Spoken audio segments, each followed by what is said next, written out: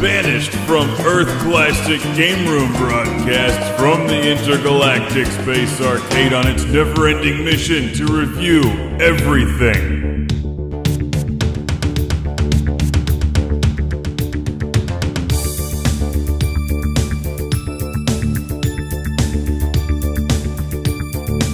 Welcome to Classic Game Room, where we wave goodbye to Sega Master System Week and say hello to Video Game Console Week, starting with the Sega Master System.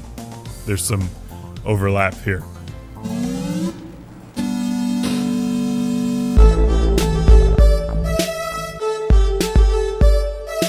This is the Sega Master System Power Base, released in 1986. It's an 8-bit video game system that plays an extensive library of Sega Master System games. This was the mid-80s direct competitor to the Nintendo Entertainment System. As you can see, the controllers look very similar. The Sega Master System is actually a redesigned Sega Mark III, which was the successor to the Sega Mark II and the SG-1000. The Master System was very popular worldwide because of its incredible game library and accessories like 3D glasses and the Sega Light Phaser. There's a lot of great arcade-style light gun games on this thing. But sadly, even with a technical diagram on the front of it, it never took off in the US. The Sega Master System was destroyed commercially by the NES, and even to this day remains a relatively obscure game system in America. The Master System plays Mega cartridges as well as some card-based games.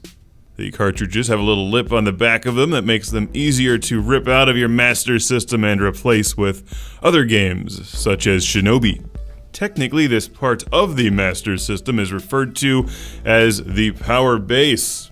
And yes, you can get a Power Base converter for your Sega Genesis or Mega Drive to play Master System games on it.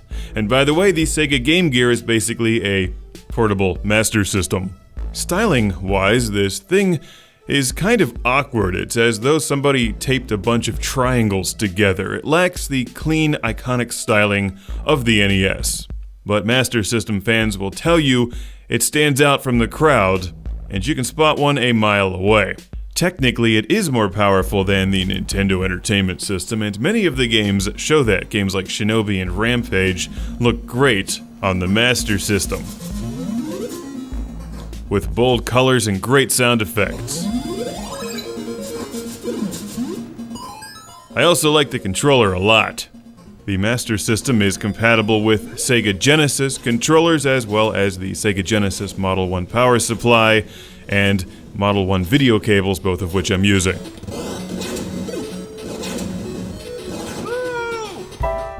Technically, it's impressive. It's clearly built to last, since it's still working. But the best reason to collect for the Master System is the games, because there's a lot of them. And who doesn't like games like Outrun, Shinobi, the original, Phantasy Star, Zillion 2, Zaxxon 3D, Gangster Town, and so many, many more.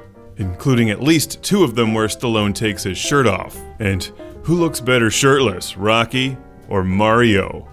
Or Danan Jungle Fighter?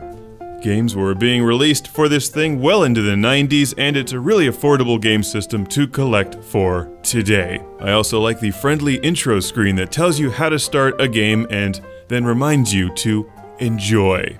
Sadly, I never had a Master System when I was a kid. I opted for the Atari 7800. That's right, I'm an Atari fanboy.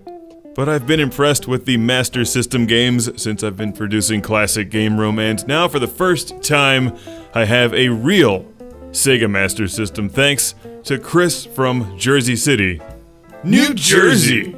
So there you go, it's a cool game system with a lot of games, some great accessories, it still works, and it's reasonably affordable to collect for. It's the master of all things.